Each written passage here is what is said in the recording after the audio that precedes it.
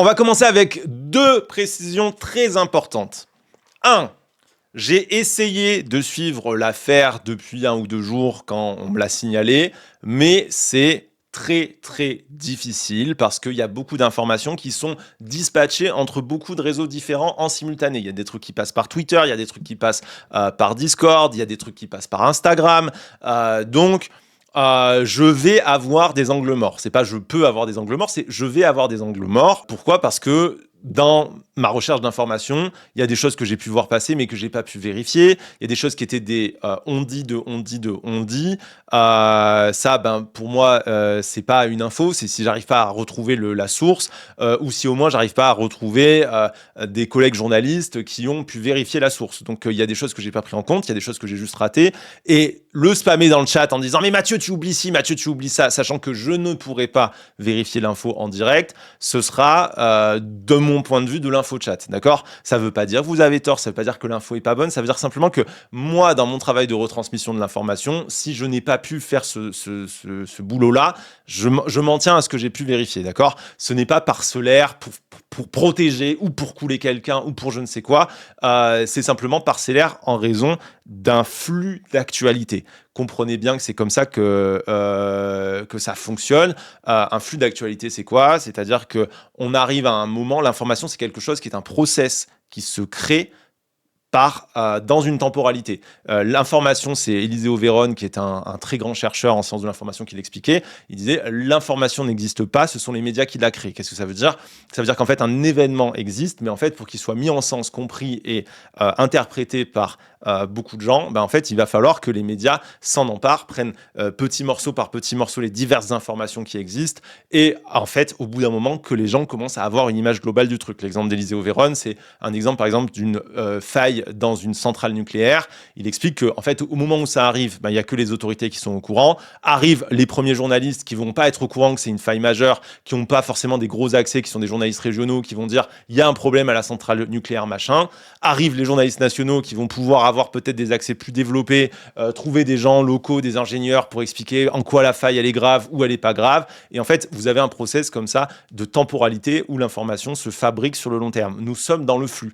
L'information aujourd'hui, elle est toujours en train de se créer. Et donc, dans ce flux-là, on écarte des choses, on en garde d'autres, on fait des choix, quoi, tout simplement, parce qu'on ne peut pas faire autrement. Précision numéro 2, qui me semble importante, c'est que je ne suis ni un fan, ni un hater, ni un ami d'Antoine Daniel.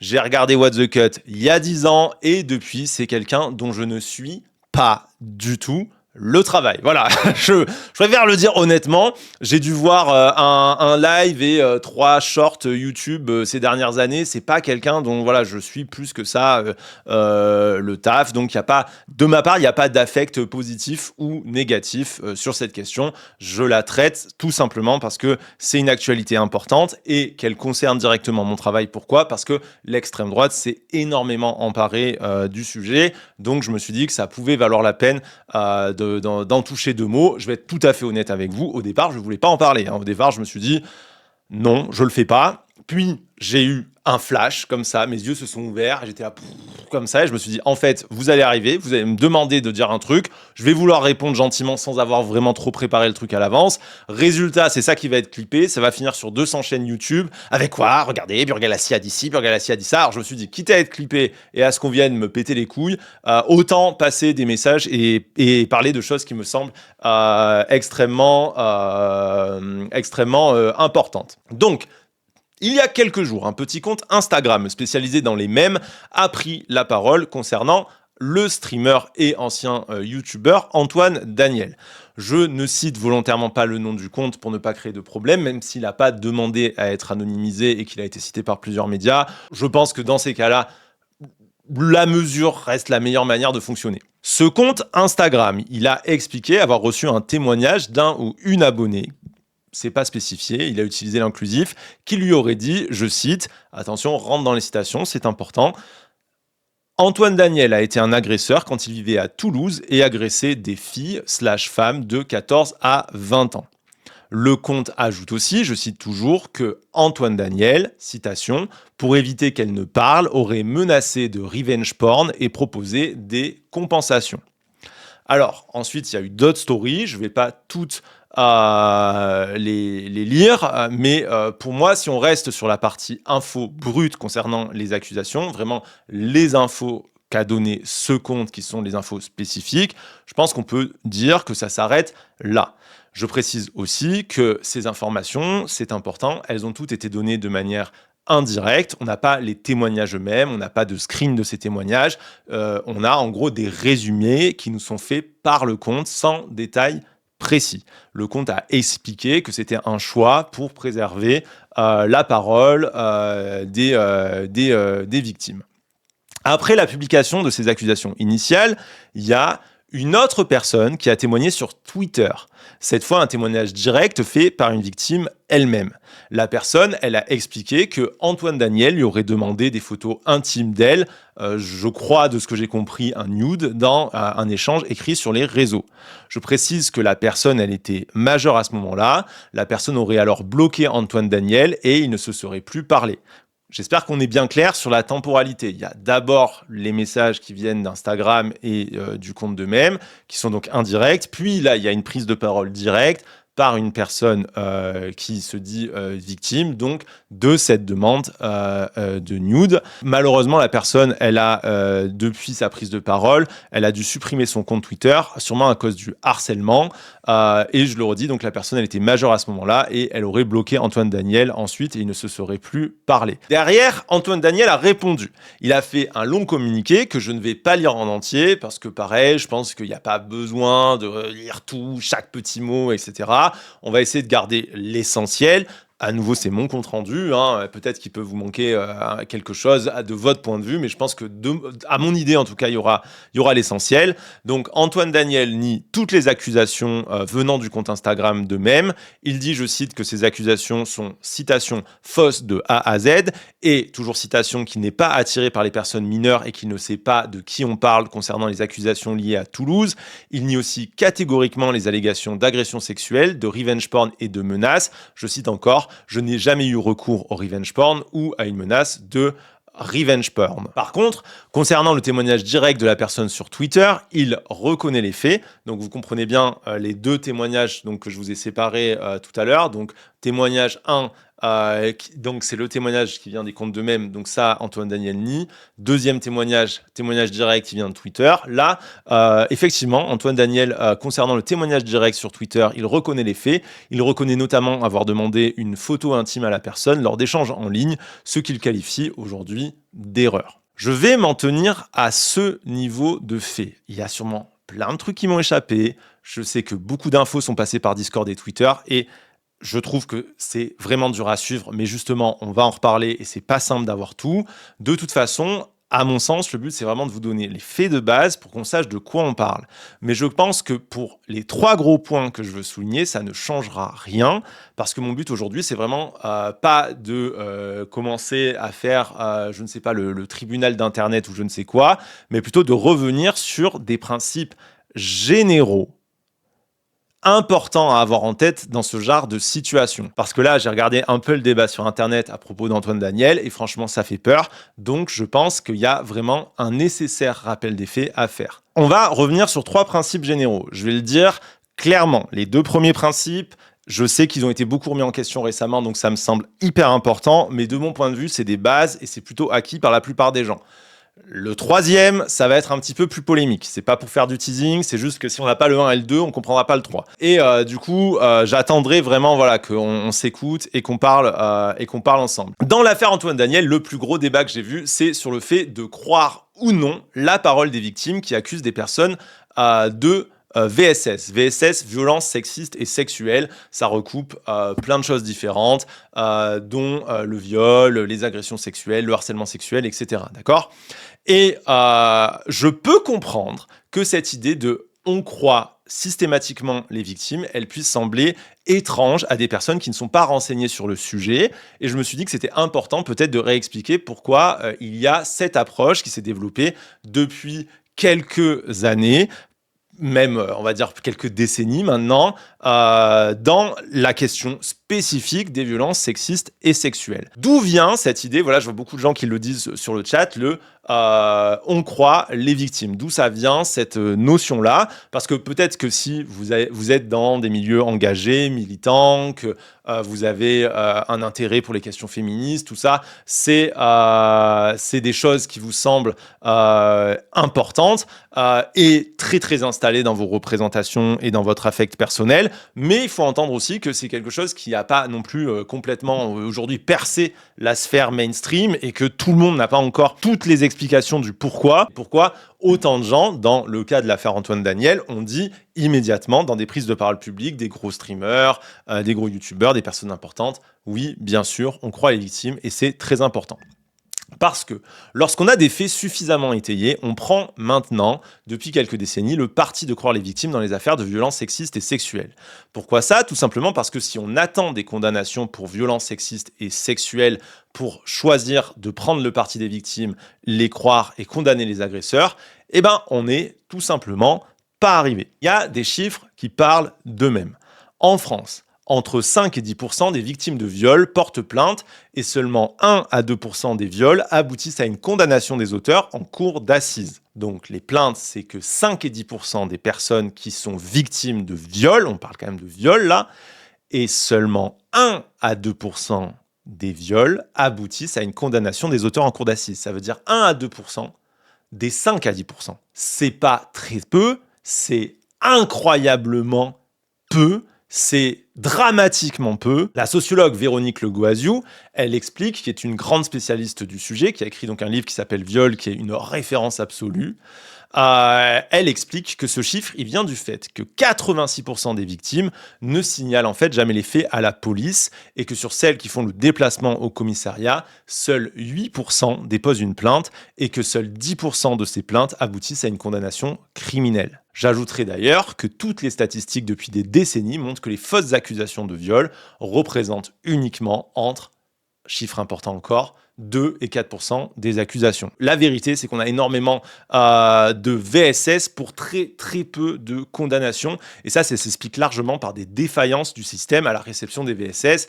Donc la judiciarisation des VSS, elle dépasse largement en fait le bon vouloir de la victime. Oui, en fait, dans un premier temps, la question, ça pourrait être la propension des victimes à informer les policiers. Mais en fait, ce qui pose ensuite plutôt question, c'est la priorité que vont donner les forces de l'ordre aux VSS.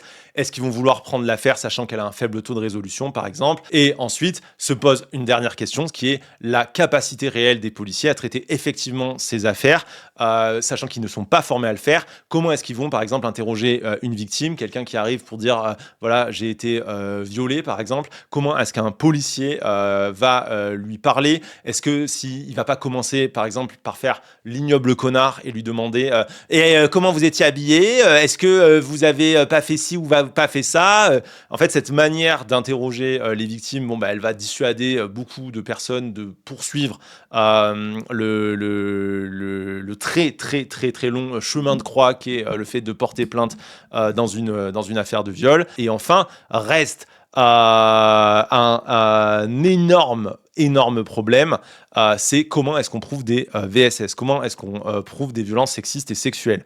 Par exemple, dans le cas d'un viol, c'est super dur. Selon Véronique Le Goaziou, le viol, elle dit, c'est sans doute le crime le plus difficile à établir parce qu'il n'existe souvent, à proprement parler, aucune preuve du viol. D'ailleurs, dans les tribunaux, 80% des affaires de viol sont classées parce que l'infraction est considérée comme insuffisamment caractérisée.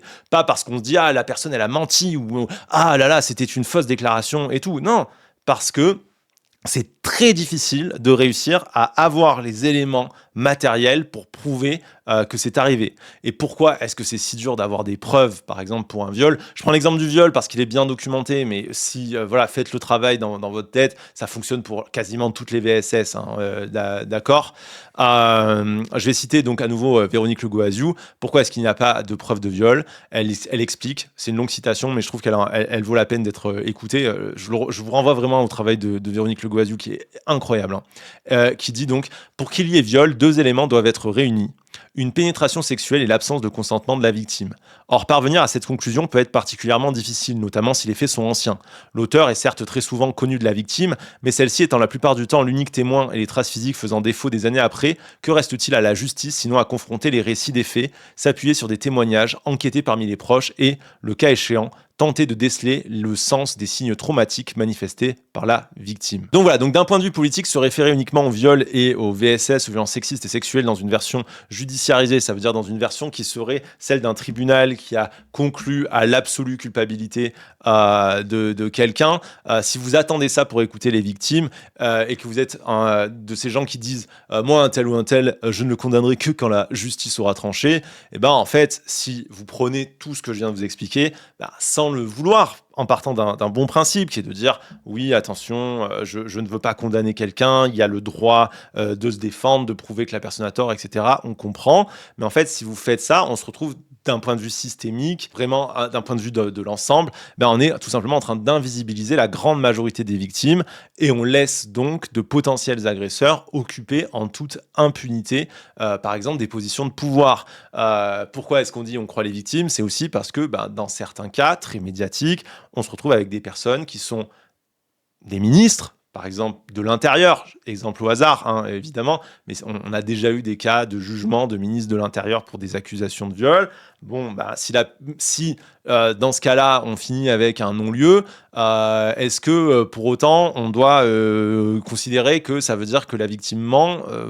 La réponse de beaucoup de gens dans les milieux politiques, c'est de dire non, en fait non. Ça va être la même chose avec, par exemple, des acteurs très connus, où on va voir que, on a une accumulation de preuves, on a une accumulation d'éléments, mais face à la justice, ça n'aboutit pas.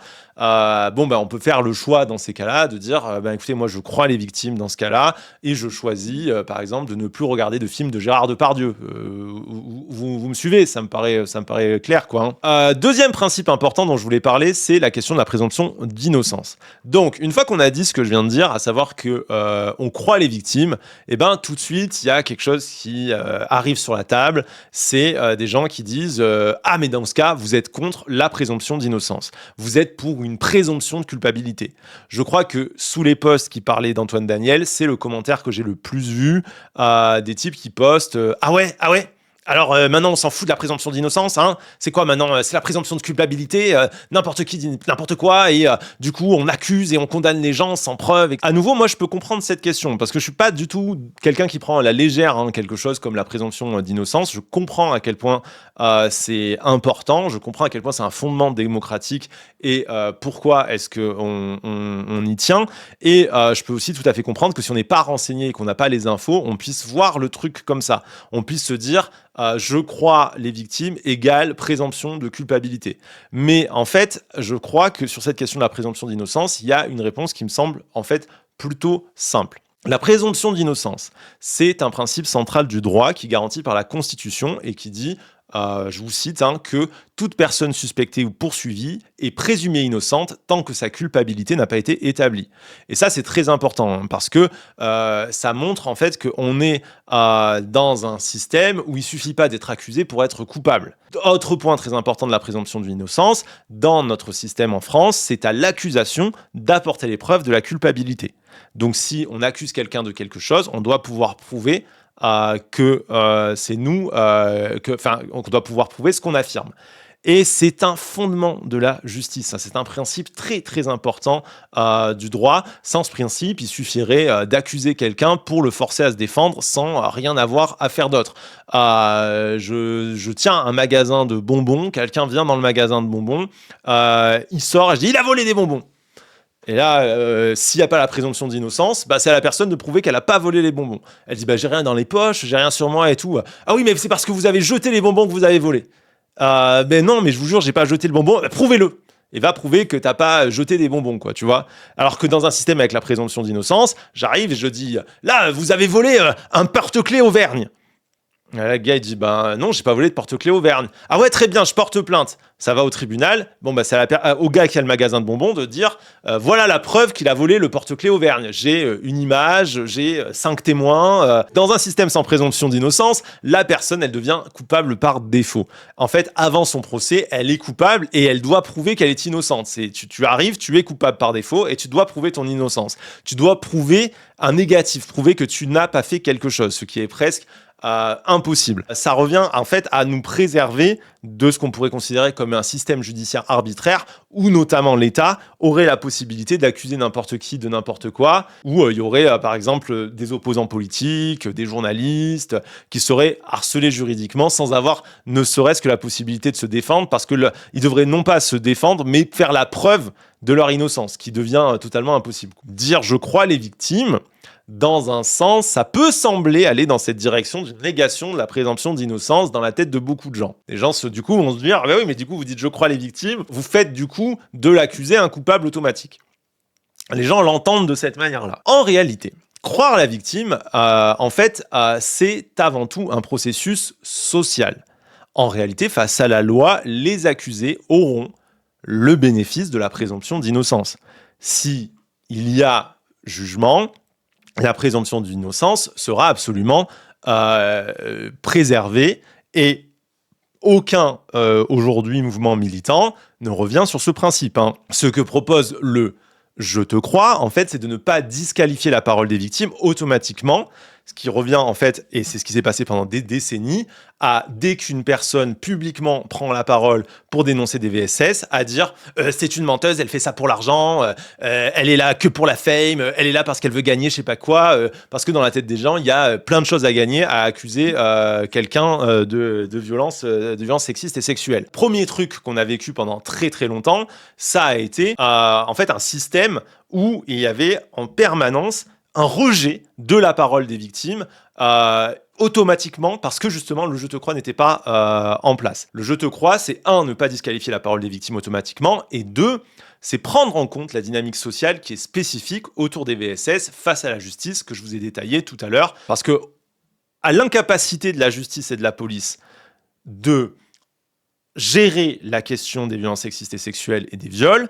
s'ajoute un autre problème. C'est que souvent dans les cas de VSS, il y a aussi un usage dévoyé de la présomption d'innocence qui va protéger les agresseurs. J'ai beaucoup me basé sur les travaux d'une sociologue qui s'appelle Irène Théry, et Irène Théry, à ce propos, elle parle, notamment dans les cas de viol, mais aussi d'autres types de VSS, de crimes sans témoin. Pourquoi ? Parce que ça se passe souvent dans des sphères intimes, souvent avec des gens proches, souvent de manière dissimulée, et donc ces crimes sans témoin, ils vont déplacer systématiquement le soupçon en fait sur les victimes. En gros, dans ces affaires, on se retrouve avec ce que je vous décrivais tout à l'heure, parole contre parole, et très vite, on va commencer à montrer les victimes du doigt parce qu'elles auraient soi-disant quelque chose à gagner de leur accusation, alors que c'est totalement faux, à part perdre de l'argent dans un parcours judiciaire effroyable, il n'y a pas grand-chose à gagner de tout ça. Je vous encourage vraiment à regarder des reportages où des victimes en parlent, où des personnes d'associations qui accompagnent des victimes de VSS parlent des parcours juridiques, des accompagnements et tout. Vous n'avez pas idée à quel point c'est un parcours du combattant, à quel point c'est une répétition en permanence de violence. On demande aux gens de répéter à nauséam leur trauma dans des espaces pas du tout conçus pour. Moi, je me rappelle, pour le coup, c'est un exemple personnel, mais j'ai une amie qui a été victime de VSS, je ne vais pas détailler plus que ça, mais qui s'est retrouvée à devoir faire son audition face à une policière plutôt à l'écoute, dans un open space. Dans un putain d'open space. Vous vous rendez compte de quoi on parle ? T'es là, il y a 40 bureaux autour, des gens au téléphone, des mecs qui passent, il y avait la porte qui s'ouvrait 5 minutes, les shots derrière. C'est pas du tout ce que vous imaginez. On n'est pas dans les films américains, il n'y a pas la petite pièce avec le psychologue et des gens parfaitement formés et tout. C'est une bagarre. C'est tellement compliqué. Donc Irène Théry, je reviens sur Irène Théry, ce que je trouve très intéressant, donc qui est une spécialiste de ces questions-là, qui est une sociologue aussi, qui a énormément travaillé sur la question des VSS.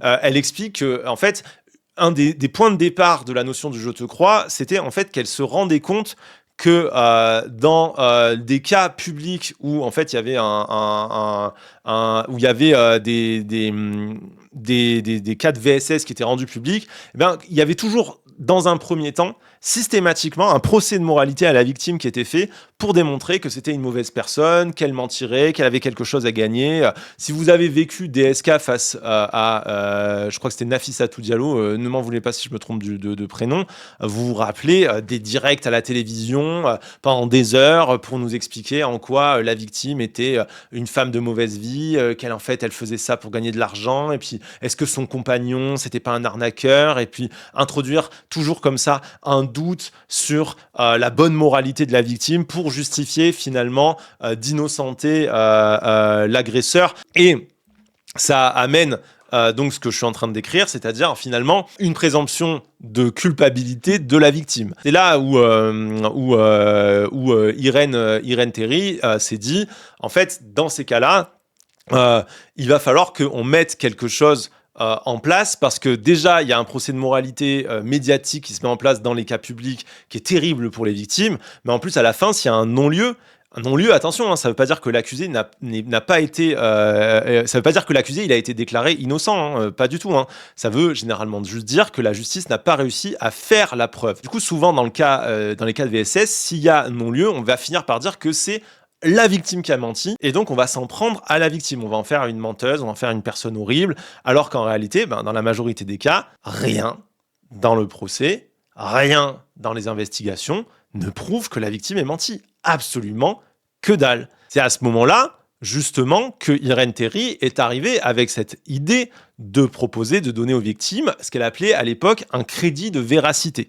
Crédit de véracité qui était en gros... Attention, elle disait pas présomption de véracité. C'est important, hein, parce que ça a été une vraie... Les gens s'en rendent pas compte, mais ça a été des vraies discussions dans les milieux militants pendant des années, des vraies réflexions dans les milieux scientifiques où il y a des spécialistes du droit qui se sont penchés sur la question. Parce que les gens qui arrivent en disant présomption d'innocence, en fait, je suis désolé les frérots, mais vous inventez l'eau chaude, quoi. Il y a des gens qui se sont battus sur ces sujets-là pendant hyper longtemps. Et donc, l'idée de crédit de véracité, pas de présomption de véracité, pour dire attention, on ne se substitue pas à la présomption d'innocence. Ça revient à dire en fait que la plaignante, je cite Irène Théry, n'est pas supposée mentir jusqu'à preuve du contraire. Et ça, quand vous réfléchissez à des cas médiatiques de VSS ou de viol, vous remarquerez que énormément le non-lieu est tout de suite assimilé à la plaignante a menti. Et ça devient un vrai souci, parce que du coup, ça crée aussi des violences, du harcèlement envers les victimes. Et Irène Théry le dit très clairement, c'est une énorme injustice, parce que en fait, le processus institutionnel d'accompagnement des victimes est horrible. Les chances que la victime arrive à aller au procès sont infinitésimales, et les chances qu'elle obtienne une condamnation inexistantes. Pas parce que c'est impossible, mais parce que le système juridique aujourd'hui est défaillant. L'idée de Irène Théry, quand elle parle de crédit de véracité, qui revient à dire je crois à la victime, hein, c'est ça le crédit de véracité, en fait c'est de limiter, le jugement social après l'affaire si la victime n'a pas de gain de cause, 2, basiquement, de rétablir une forme de justice morale là où la justice institutionnelle a été défaillante, sur le fait que, attendez, c'est pas parce qu'on n'a pas établi que la personne était coupable que ça veut dire que l'autre est forcément une menteuse. Et ça permet aussi d'introduire une vraie réflexion notamment sur la question du droit. Il y a eu beaucoup de demandes de ce côté-là, pour même introduire le crédit de véracité dans le droit, pour limiter ensuite les procédures juridiques contre les victimes pour dénonciation calomnieuse sur la base, justement, de un non-lieu. Parce qu'on a eu pendant des années, presque systématiquement, dans des cas de procès par exemple pour viol, il y avait non-lieu parce que manque de preuves. Derrière, la personne accusée faisait un procès pour dénonciation calomnieuse, condamnation de la victime sur la base du jugement précédent. Ah mais regardez, c'était forcément calomnieux puisque je n'ai pas été condamné.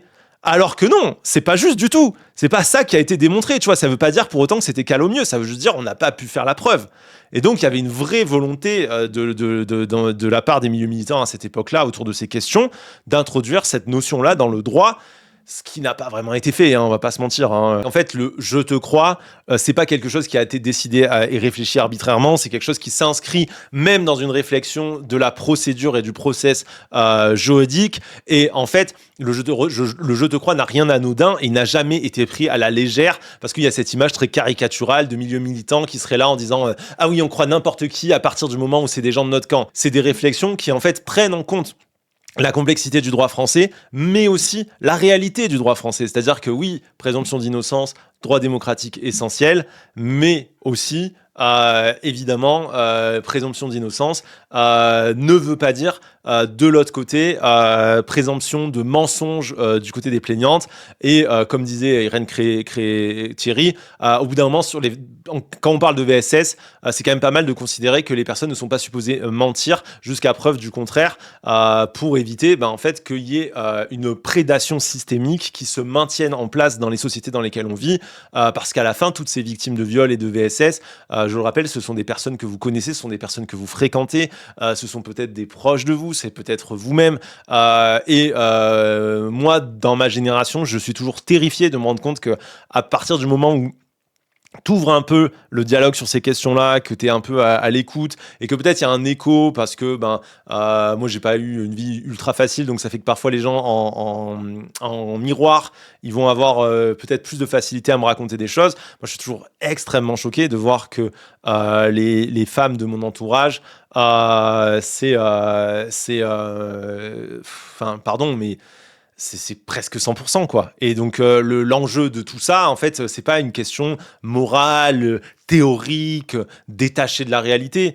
C'est d'essayer, en fait, que ces viols, que ces violences sexistes, que les violences conjugales, tout ça, en fait, ça, doucement, ça disparaisse. Là, attendez, on parle de... Enfin, en tout cas, moi, je me base sur mon vécu. Ça, c'est pas une statistique officielle, mais dans mon vécu, quand je me rends compte que c'est presque 100%, je me dis, mais c'est terrifiant. C'est terrifiant. Le troisième principe, le troisième point central qui me semblait important, qui est la question des canaux informels et la question de la réception des VSS sur ces canaux-là. Je le dis avec beaucoup d'honnêteté et s'il vous plaît, écoutez-moi là-dessus, je ne suis pas tout à fait sûr de moi, peut-être pas certain d'avoir raison. Je suis tout à fait prêt à en discuter, bien sûr. Le but, ce n'est en aucun cas de remettre en cause les principes du croire, dans un monde où les systèmes officiels sont largement inefficaces, comme on vient de le démontrer. Tout ce que je vais dire n'invalide pas du tout les points précédents. Là, le but, ça va être de réfléchir à des processus de mise en place du croire. En gros, oui, croire oui, mais quand et comment. Comme la justice et les voies institutionnelles, elles ne fonctionnent pas, que je pense on a largement démontré depuis tout à l'heure, il y a une grande partie des signalements de VSS, donc de violences sexistes et sexuelles, qui passent par des canaux informels. Canaux informels, ça veut dire quoi? Ça veut dire qu'on ne passe pas par l'institution, on ne va pas au commissariat, on ne passe pas par la justice, on va chercher d'autres manières de faire entendre sa voix quand on est victime. Et il y a un espace qui est devenu absolument central ces dernières années comme canal informel principal, j'ai envie de dire, des signalements de VSS, c'est les réseaux sociaux. En gros, la voix officielle refuse d'écouter, je ne peux pas porter plainte parce qu'au commissariat, on ne m'écoute pas. Très bien, et bien ce que je vais faire, c'est que je vais passer, par exemple, par Twitter, je vais passer par Instagram, comme dans le cas de l'affaire Antoine Daniel, et ça peut être extrêmement efficace. Ça a été par exemple le cas du mouvement MeToo, où ça a donné une parole virale à un nombre incroyable de femmes qui ont enfin pu dire et mettre en mots un vécu, mais surtout faire en sorte que ce vécu il s'intègre dans une toile systémique et que d'un coup on visualise presque brutalement, mais d'une manière totalement essentielle, à quel point cette réalité elle était partout. La question donc de la circulation sur les réseaux sociaux, elle est incroyablement puissante, mais elle pose aussi plusieurs problèmes qui font que depuis Irène Théry ou Véronique Legoazou, il faut un peu réactualiser les logiques par rapport à la manière dont se passe la prise de parole. Et je vais le dire clairement, ces problèmes ne sont la faute de personne. Ce sont des problèmes qui sont en fait inhérents au fait qu'on n'a pas d'autre système que, on va dire, une espèce de spontanéité. MeToo, c'est un mouvement quand même totalement unique dans l'histoire des luttes sociales, puisque c'est à la fois un mouvement mondial, un mouvement qui touche une partie gigantesque de la population, et en même temps un mouvement qui n'a pas de tête. Il n'y a pas vraiment d'organisation derrière, il n'y a pas vraiment de manière de faire qui s'est installée. C'est spontané, ça a été porté par les victimes à travers le monde entier, et donc là-dedans, en fait, on est globalement sur un bricolage collectif. Il n'y a pas d'autre manière de le dire. On fait comme on peut. Et c'est extrêmement efficace, mais on fait avec ce qu'on a, parce que il y a cette défaillance systémique. J'insiste là-dessus. Tout à la base vient de la défaillance des systèmes officiels qui sont totalement inefficaces dans la gestion des VSS. La responsabilité ne peut aller à personne d'autre. Vraiment, j'insiste de fou là-dessus, quoi. D'accord. Mais le fait est que la question des canaux institutionnels va poser un certain nombre de problématiques qu'il va falloir essayer de résoudre. Premier problème très évident qu'on a eu avec l'affaire Antoine Daniel, par exemple, la division de l'information. Ça, c'est un gros souci. En gros, l'info, elle se retrouve souvent séparée entre plusieurs plateformes, Twitter, Insta, TikTok, Facebook, YouTube. Et les gens n'ont pas toujours accès à toutes les plateformes. Bêtement, vous n'avez pas de compte Twitter, ou mieux, vous n'avez pas de compte Instagram, vous ne pouvez pas du tout accéder à des publications Instagram. Donc, il va se passer un système de circulation de l'information qui va la rendre un petit peu difficile à suivre. C'est voire presque parfois très très dur à comprendre. En fait, la parole des victimes dans cette circulation entre plusieurs réseaux, elle va vite se trouver mélangée avec celle des commentateurs, surtout dans des affaires très publiques. Donc, il y a les victimes qui parlent, parfois plusieurs victimes d'une même personne sur différents réseaux. Des commentateurs, ce que je fais un petit peu là aujourd'hui, vont commencer à donner des explications sur ces paroles-là. Ces commentateurs-là vont donc faire déjà un métadiscours, donc un discours sur le discours. À ça va s'ajouter le commentaire de tout un chacun, c'est le chat aujourd'hui par exemple. Imaginez qu'au lieu d'être un chat réuni au même endroit et d'avoir une grosse vidéo où j'explique tout ça soit divisé en des tonnes de petites vidéos, des tonnes de petits avis, des tonnes de trucs comme ça. La circulation de l'information, elle devient très compliquée, sachant qu'en plus, pour résumer l'affaire, il y a des gens qui se mettent à faire des résumés, qui sont pas forcément formés à le faire correctement, qui sont pas toujours très consciencieux dans la manière dont ils font circuler les infos. On rentre dans des mécaniques un peu de rumeur, on pourrait dire, pas au sens où ce qu'a dit la personne à la base est faux, mais parce que la manière dont on répète et on retransmet la parole, en fait, elle est très parcellaire et beaucoup de choses se perdent. Je vais vous donner un exemple concret tout à l'heure. Et du coup, en fait, se substitue à la place de la parole des victimes un discours sur le discours qui crée très vite des rumeurs qui n'ont plus rien à voir avec le discours de départ. Je prends un exemple très simple que j'ai eu là récemment. Donc, comme ça colle avec l'affaire Antoine Daniel. Pour l'affaire Antoine Daniel, une personne m'a écrit pour me signaler la chose de manière totalement bienveillante et pas du tout méchante ou je ne sais quoi, ni agressive, mais en gros en me disant Antoine Daniel a violé des filles mineures. Message de la personne. Quand je demande une source, on me renvoie à la page de même initiale dont je parlais au tout début. Donc, je vais lire les stories, j'essaie de suivre, etc. Et je constate que sur cette page, à ma connaissance, le mot viol lui-même, en fait, ne figure jamais. On dit agresseur sans que ce soit précisé plus clairement de quoi on parle. Ce qui, attention, ne change rien à la gravité des accusations. Simplement, c'est pas la même chose. Et en fait, j'insiste, mais je crois qu'on doit être très vigilant quand on relaie des accusations de cette nature à rester fidèle aux versions données par les victimes. Déjà, pour moi, c'est un point central de respect pour leurs paroles. Ensuite, pour éviter qu'on dise que les personnes mentent plus tard en disant « Ah, regardez, ils ont changé de version », alors qu'en fait, c'est les comptes rendus qu'on a fait de leurs paroles qui étaient foireux. Je prends un exemple simple. J'écris sur Twitter, on m'a volé mon porte-clés, vive l'Auvergne. Je prends un exemple à la con pour que ce soit facile à comprendre. Ah là là, on m'a volé mon porte-clés, vive l'Auvergne. Quelqu'un raconte ça et dit Mathieu Burgalassi s'est fait braquer. Il y a des gens qui s'indignent quoi, machin, etc. Et à la fin, moi, quand on m'interroge, je dis ah ben non, en vrai, on m'a juste volé mon porte-clés, vive l'Auvergne. Là, d'un coup, vous comprenez bien que ma crédibilité va être mise en difficulté. Alors qu'en réalité, ma crédibilité, elle n'aurait jamais été remise en question si au début on avait respecté ma parole. Et puis enfin, je pense que principe tout simple, on essaie de ne pas véhiculer de fausses informations. Et donc là-dessus, sur cette question de la manière dont on fait circuler l'information sur ces canaux informels, dont on a la responsabilité, puisque là on n'est plus dépendant de l'institution journalistique et tout, donc chacun de nous a sa part de responsabilité dans ce qui se passe. Ça va être aussi de faire attention avec des affirmations généralistes et floues, type on retransmet l'information mais sans être précis, sans redire vraiment de quoi on parle. Donc bidule les problématiques, vous voyez cette fameuse phrase type bidule les problématiques, on ne sait pas de quoi on parle, on ne spécifie pas vraiment. Donc je pense que c'est important dans ces moments-là aussi d'essayer de renvoyer le plus possible vers les pages d'origine, les messages d'origine, et si c'est pas possible, de s'en tenir exactement à ce qui a été dit pour ne pas que les gens aient à déduire les faits, ce qui pourrait ouvrir une porte énorme à une déformation de la réalité. Deuxième problème très important sur la question des canaux informels. Je le répète, pour les clippers fous là, qui vont venir foutre la merde, etc., ça ne remet pas du tout en cause le fait de croire les victimes. Ça ne valide en rien, ça n'invalide en rien tout le je te crois, et ça ne remet pas en question le fait qu'il y a une défaillance systémique totale et globale de nos institutions dans l'accompagnement des victimes de VSS. Le deuxième problème principal des canaux informels, C'est ce qu'on appelle, et c'est les mots d'Irène Thierry, le faisceau de preuves. Donc, qu'est-ce que le faisceau de preuves? Ça veut dire que si globalement, on est d'accord pour dire qu'il faut croire les victimes dans les milieux militants,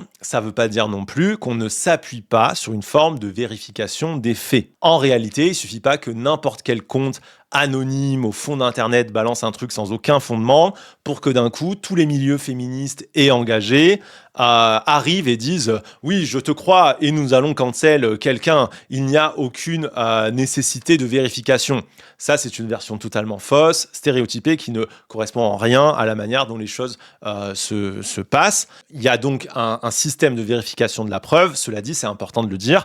Attention, le seuil de preuve côté militant n'est en rien comparable avec celui des tribunaux. On ne cherche pas à établir juridiquement la vérité. Donc, il y a un travail qui est fait pour savoir si les informations sont crédibles, mais en gros, la question de la crédibilité, elle est totalement différente de la vérité juridique. On pourrait dire, d'une certaine manière, si ça peut vous aider à comprendre, vraiment, il faut être précis sur cette logique, ce serait la différence entre véridique et vraisemblable. Là où la justice essaye d'établir une absolue vérité selon sa norme à elle, les milieux militants engagés, les journalistes qui vont bosser sur ces sujets-là vont plutôt essayer de chercher en fait quelque chose qui sera de l'ordre du vraisemblable. Est-ce que en fait le je te crois est possible parce qu'on a suffisamment d'éléments qui nous semblent cohérents. Je vais préciser plein de choses là-dessus. Vous allez voir, il y a beaucoup de points importants. Premier point central, c'est que pour le coup, je le redis, il n'y a pas vraiment de règles établies pour ça. Je le redis, c'est encore beaucoup des bricolages. Avant, quand les personnes IRL venaient, c'était beaucoup plus facile d'être dans le je te crois directement. Là, en fait, on parle du coup des réseaux sociaux. Donc, ça dépend vraiment de la réception qui va être faite, de l'endroit où la personne s'est exprimée, de comment elle s'est exprimée et la manière dont ça va être réfléchi, le faisceau de preuves, ça va dépendre des milieux et des logiques. Ça va être très différent entre, par exemple, d'un côté des associations et des journalistes. Chacun et chacune dans ces systèmes-là va agir selon sa norme sans qu'il y ait une manière absolument bonne ou mauvaise de faire à partir du moment où le but c'est de croire et d'écouter et ne pas silencier les personnes qui s'expriment. Globalement, qu'est-ce que ça veut dire construire un faisceau de preuves? En fait, le premier point, par exemple, ça va être tout simplement, de manière extrêmement basique, vu que là, on parle spécifiquement d'Internet. Là, je suis en train de vous parler de la situation des témoignages sur Internet. La première question qu'on va se poser, c'est est-ce que la personne qui accuse existe? Tout simplement. Parce que les canaux informels et notamment les réseaux sociaux, ce sont des espaces d'anonymat. Et dans ces espaces d'anonymat, qui est une chose positive pour plein de raisons, dans ces cas-là, ça peut devenir un problème. C'est pas du tout la même chose d'avoir une personne dans la vie IRL qui dénonce des VSS en son nom, par exemple Judith Godrèche ou Adèle Haenel dans les cas du MeToo Cinéma, et d'avoir un compte anonyme qui va faire la même chose. Dans le second cas, tout ce qu'on a au départ, c'est un pseudonyme. Donc on doit dans un premier temps vérifier qu'il appartient bien à quelqu'un qui est réellement la personne qu'elle prétend être. Alors attention sur ça, 2 points très importants. 1. L'anonymat, ça fait absolument sens pour des victimes qui veulent se préserver, par exemple des fans d'une célébrité. Dans les prises de parole publiques, je comprends totalement la logique d'anonymat. Juste, il faut bien, je pense qu'on sera toutes et tous d'accord sur ça, qu'à un moment, quelqu'un, quelque part, puisse vérifier qu'il y a bien une personne réelle derrière les messages et que c'est pas, un troll d'extrême droite, par exemple, ou un troll russe, ou voilà, je prends des exemples au pif, mais vous voyez l'idée, quoi. 2, quand je dis on doit vérifier, le on, c'est absolument pas vous. Ce n'est pas à vous de le faire. C'est quelque chose, en fait, qui doit être fait par des gens qui sont spécialistes, des gens qui pourront déjà préserver l'anonymat et protéger la source et l'identité de la victime qui prendra la parole, non seulement face à tout le reste d'Internet, mais aussi à des pressions sociales, des pressions juridiques, voire potentiellement des procédures bâillons qui peuvent être extrêmement longues et compliquées. Donc, des personnes qui peuvent se reposer sur une déontologie établie et sur on va dire un système institutionnel en place qui va leur permettre de faire ce travail-là. Et c'est des gens qui vont aussi, d'ailleurs, en parlant de déontologie, respecter une déontologie, qui savent accueillir la parole d'une victime et qui savent Aussi, comment faire des vérifications sans agresser la personne, sans la silencier, sans la mettre mal à l'aise, mais sans aussi induire de réponse. Parce que je vous rappelle que poser des questions à quelqu'un dans ces situations-là, c'est extrêmement technique et très très difficile pour ne pas induire la réponse de la personne et que ce soit bien la personne qui exprime réellement son vécu et son ressenti par rapport à son vécu. Donc, exemple de gens qui savent bien faire ça, il y a des associations d'accompagnement des victimes, des ONG, des journalistes, des gens qui ont une formation et des compétences qui vont leur permettre de construire un faisceau de preuves qui appuie la crédibilité des dires de la victime. Le but, c'est d'appuyer la crédibilité. Ce n'est pas de faire le travail à l'avance de la défense qui va commencer à dire dans un procès non, regardez, la victime a tort pour ci, pour ça. Ce n'est pas l'objectif. C'est de donner de la crédibilité au discours, pas l'inverse. Par exemple, ça va être confirmer que c'est une personne réelle, qu'elle habitait à X à telle année, qu'elle a pu rencontrer l'agresseur à telle occasion. En gros, chercher des indices concordants qui peuvent étayer sa parole sans chercher à creuser aussi loin que lors du procès, simplement pour montrer la véracité de cette parole. J'insiste vraiment encore une fois sur le fait que ce n'est pas à vous de le faire, que vous n'êtes pas formé à le faire, que vous n'êtes pas compétent à le faire et que si vous essayez de le faire sur votre temps libre et personnel, ça peut s'apparenter à du harcèlement. Parce que vous allez vous dire « Ah ben moi je le fais dans mon coin, il y a 20 cons qui vont faire la même chose et on va finir dans une situation globale de harcèlement. » Je pense que c'est très important cette notion du faisceau de preuves et en fait que c'est vraiment central dans la manière dont on établit le « je te crois ». Donc, on va aller sur Antoine Daniel et on va terminer sur ça. Si on prend le cas Antoine Daniel, on n'en est pas encore tout à fait là. Comme je l'ai expliqué, il y a une partie des infos qui viennent d'un compte de mème qui est tenu par une personne anonyme. Et c'est cette personne anonyme qui dit relayer des informations issues d'un témoignage d'une autre personne anonyme elle aussi. On a donc ce qu'on appelle en journalisme un oui-dire. C'est comme ça qu'on le dit, ou ça peut, en gros, ça veut dire un témoignage de seconde main. Donc un oui-dire, c'est un cas où une personne, en fait, rapporte un récit transmis par une autre personne. Et le compte de même a justifié ça. Hein, et a dit je veux préserver l'anonymat de la personne, je ne veux pas l'exposer, et je le comprends tout à fait, d'autant plus que c'est très très difficile de préserver l'anonymat de quelqu'un sur Internet. Cela dit, du coup, dans l'état actuel, on a donc uniquement ce oui-dire, ce qui est, du point de vue journalistique, et généralement, que ce soit dans les milieux militants, juridiques, grosso modo, on est toutes et tous d'accord pour le dire, quelque chose qu'il faut manipuler avec une extrême prudence. Parce qu'il y a toujours un risque que l'information, donc deux gros risques, un, que l'information se déforme en passant d'une personne à l'autre, c'est généralement tout à fait involontaire, mais vous l'avez toutes et tous vécu, vous dites un truc à votre pote en le disant de le dire à quelqu'un d'autre, et quand quelqu'un d'autre revient vers vous, vous vous rendez compte qu'il n'a rien compris.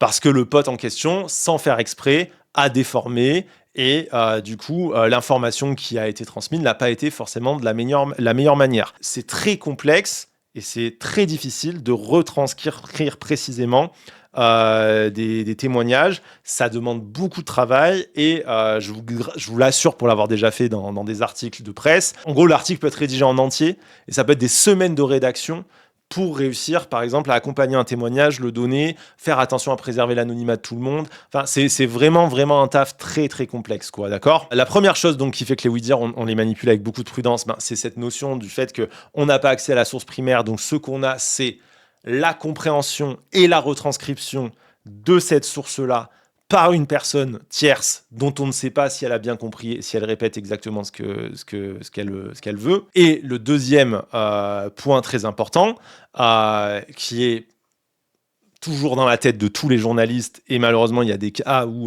assez historiques où c'est arrivé, c'est que l'information initiale n'est tout simplement jamais existé. C'est-à-dire qu'on a une personne qui dit ou Bidule m'a dit que, et du coup, tant qu'on n'a pas quelqu'un qui a établi que Bidule est une personne réelle, on peut se retrouver rapidement avec des situations ubuesques où en fait on se rend compte que le point de départ, la source, n'existe pas. Et donc dans ce cas-là, ça peut être compliqué. Attention, je ne dis absolument pas que c'est le cas dans l'affaire Antoine Daniel. J'explique simplement pourquoi les oui-dire sont manipulés avec précaution dans la presse. Par exemple, vous ne verrez jamais dans la presse sérieuse un oui-dire être utilisé comme source. On ne peut pas, d'accord ? Tout simplement parce qu'on n'a pas accès en fait à l'info. On ne peut pas vérifier l'information. On a un point de vue sur l'information. Et donc, la première chose qu'il faut faire dans ces cas-là, ça va être par exemple de tout simplement vérifier. Et là, je pense que ça va être fait, hein, vu la taille de l'affaire. Je pense que ça va être fait soit par une asso indépendante, soit par des journalistes d'un groupe de presse. Et je pense qu'en fait, ça permettra derrière d'établir plus clairement le récit et de protéger la source tout en lui donnant, ce que je disais, cette crédibilité qui est pour le moment difficile à établir. Si moi, là, demain, on me demande d'écrire un article sur ça, je mettrai des milliards de guillemets sur ce qui a été écrit par le compte Instagram, comme l'ont fait d'ailleurs la plupart des titres de presse qui ont traité l'affaire, tout simplement parce qu'on est dans ce cas spécifique. Alors attention, ça ne veut pas dire qu'il ne faut pas écouter ni prendre en compte ce qui est dit. Mais à mon sens, il faut comprendre que vous êtes dans un flux de circulation d'informations, que cette parole-là, elle sort à ce moment-là théoriquement sur ce compte de même, mais que pour le moment, il y a un nécessaire deuxième temps qui doit avoir lieu. Ce deuxième temps, c'est celui où une asso militante ou des journalistes vont faire le travail de vérification du faisceau de preuves, c'est-à-dire essayer d'aller chercher de quoi établir la véracité du propos. Par exemple, vérifier est-ce que le témoignage est bien réel, est-ce que la personne existe bien, est-ce que ce qu'elle a dit a été retranscrit correctement et donc bien ce qu'on croit qu'elle a dit, est-ce que ça semble à peu près plausible, d'accord ? On ne demande pas la même exactitude que dans le procès, pas du tout. Le but, ce n'est pas d'attaquer la personne, le but, c'est d'étayer et de rendre compréhensible et crédible le discours. Et derrière, souvent, ce qui va avec, c'est aussi de faire un appel à témoignage. C'est ce qui se passe souvent dans les grosses affaires comme ça. Il y a une affaire récente avec un gros streamer. Il y a eu des premières prises de parole. Derrière, il y a eu un appel à témoignage fait par Mediapart. L'appel à témoignage va pouvoir permettre d'établir, par exemple, qu'il y a d'autres victimes, rassembler les éléments, vérifier les informations, les retranscrire dans un article, croiser les témoignages de différentes personnes et montrer qu'il y avait des schémas de prédation. En fait, c'est très important parce que ça préserve des mécaniques justement de rumeurs où on pourrait se retrouver un peu dans une situation, je pense que c'est souvent ça qui fait très peur aux gens quand on leur parle de « je te crois », qui est cette idée de « ah mais du coup n'importe quel compte anonyme peut dire n'importe quoi » et du coup c'est finito pour la personne accusée sans qu'elle ait l'occasion de se défendre, mais sans qu'il y ait non plus à aucun moment de l'autre côté besoin de prouver ou quoi, la réalité. Et sauf que en fait c'est faux. En fait, c'est faux. Il y a vraiment différents temps. Donc, souvent, les gens se calent sur le premier temps, qui va être la première prise de parole, qui, je le redis, est souvent un bricolage lié au fait que systémiquement, rien ne fonctionne. Donc, la parole, elle apparaît où elle peut. Elle surgit, on pourrait dire d'une certaine manière. Elle est d'un coup là sur, sur Twitter. Elle est d'un coup là sur une story Insta. Elle passe par un canal ou par d'autres canaux qui sont pas forcément les gens les mieux armés pour le transmettre, mais tout simplement parce que le système n'est dysfonctionnel, d'accord ? Personne dans ces cas-là, ne fait mal quoi que ce soit concernant les questions de VSS. En fait, le système judiciaire et les structures institutionnelles sont défaillantes. Elles sont totalement défaillantes concernant l'aide aux victimes de VSS et tout le monde fait ce qu'il peut comme il peut. Donc, il n'y a pas encore aujourd'hui de livre de règles qui dit ça c'est la bonne manière de faire, ça c'est la mauvaise. C'est quelque chose qui est en train de s'inventer, donc chacun fait de son mieux. Et les précisions que je donne, c'est pour vraiment rendre compréhensible la complexité qu'il y a à en prendre en compte ce genre de questions. Et pour que vous compreniez que c'est pas un processus instantané, ça prend du temps, c'est normal, et on parle quand même de sujets très graves, donc il faut faire évidemment très attention, mais cette attention qu'on va porter, ça ne veut pas dire qu'on nie quoi que ce soit des discours, c'est simplement qu'on attend qu'ils soient étayés, qu'on attend que cette véracité, elle se construise, quoi. J'ai vu une question importante. Comment faire quand les sources ont déjà été harcelées, ont peur pour en reparler? Quand on accuse des personnes célèbres, c'est une dynamique qui existe. Oui, alors c'est pour ça que j'insiste, Palais Breton, sur le fait que l'anonymat n'a pas à être rompu à 100%. C'est-à-dire qu'il n'y a pas besoin que l'anonymat soit la personne d'un coup devienne publique et doive parler à visage découvert, comme le font des personnes incroyablement courageuses comme Adèle Haenel. Il n'y a pas cette nécessité, elle n'est pas là, hein, je le redis, l'anonymat fait totalement sens. Maintenant, l'anonymat peut pas rester absolu. Si à aucun moment, il n'est possible de vérifier qui est la personne derrière un compte sous pseudonymat qui aurait parlé, c'est-à-dire par une association, par des journalistes, comme les journalistes de Mediapart, par exemple, qui garantiront le secret des sources. Hein. Les journalistes de Mediapart, personne n'a réussi à les faire craquer et personne n'a réussi à leur piquer leurs sources dans des affaires incroyablement médiatiques, comme les affaires Sarkozy-Kadhafi, par exemple, hein. Il faut, à minima, quelque part, tu vois, qu'il y ait un process qui soit mis en place. Parce que sinon, ça peut rendre, sinon ça rend la situation totalement ingérable à cause de la logique des réseaux, hein, tout simplement, hein. On va s'arrêter sur ça. Concernant Antoine Daniel, si le sujet vous intéresse, moi j'ai des petits conseils, voilà, qui ne sont que les miens. Prenez-les, ne les prenez pas, mais qui me semblent importants. D'abord, si le sujet vous intéresse, surtout, continuez de vous renseigner. Comme je vous le dis depuis le début, c'est de l'information qui se construit sur le long terme. Ne soyez pas dans l'indignation d'une soirée pour passer à autre chose ensuite.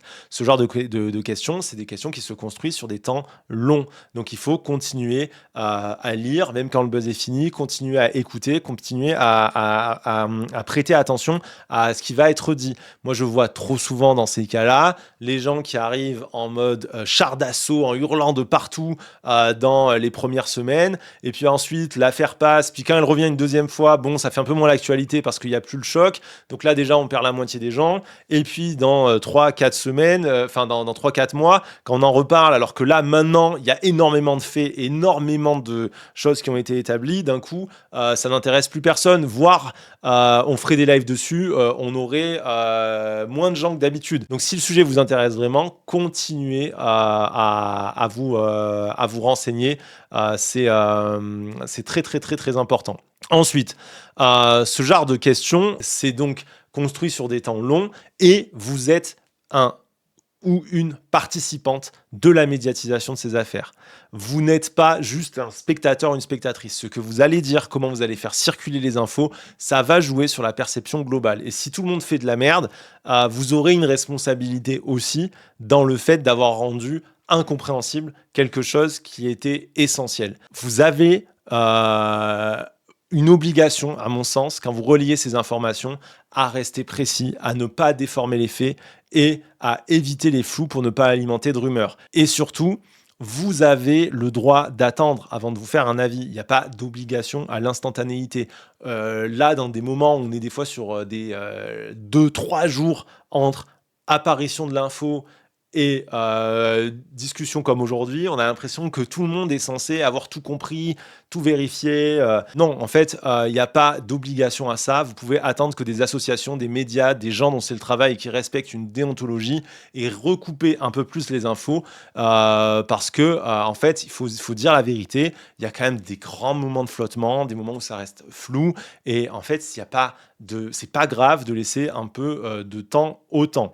Par contre, attendre, ça ne veut pas dire remettre en cause la parole des victimes ou essayer de les décrédibiliser. Ça veut simplement dire laisser du temps au processus de se faire. Donc commencez pas au prétexte d'attendre, à remettre en cause le fait de croire les victimes et à sortir en boucle des arguments pétés comme la présomption d'innocence. On vous a expliqué par A plus B pourquoi il y a d'autres approches, hein. Il suffit de revoir le début du live si ça vous intéresse, et pourquoi c'est important de croire les victimes.